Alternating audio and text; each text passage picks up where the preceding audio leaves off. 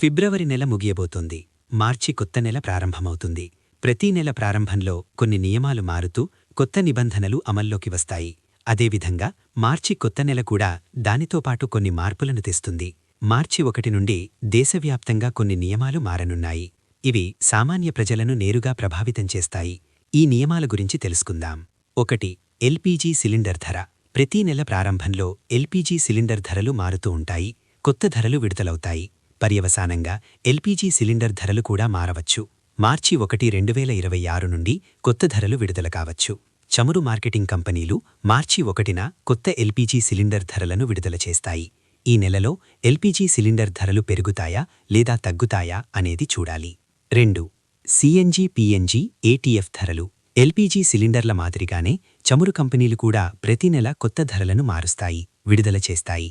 అటువంటి పరిస్థితిలో CNG PNG ATF ధరలు మారవచ్చు. మార్చి 1 నుండి కొత్త ధరలు అమల్లోకి వస్తాయి.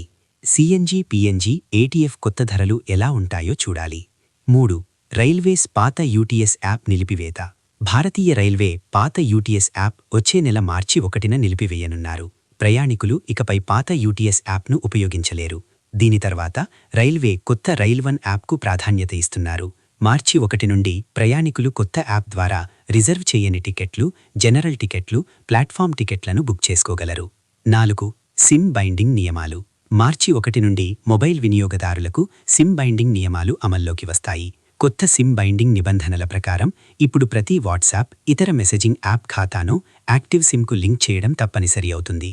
ఖాతాను సృష్టించడం లేదా లింక్ చేయడానికి ఉపయోగించే మొబైల్ నంబర్, మొబైల్ ఫోన్లో కూడా అదే సిమ్ కార్డ్ కలిగి ఉండాలి.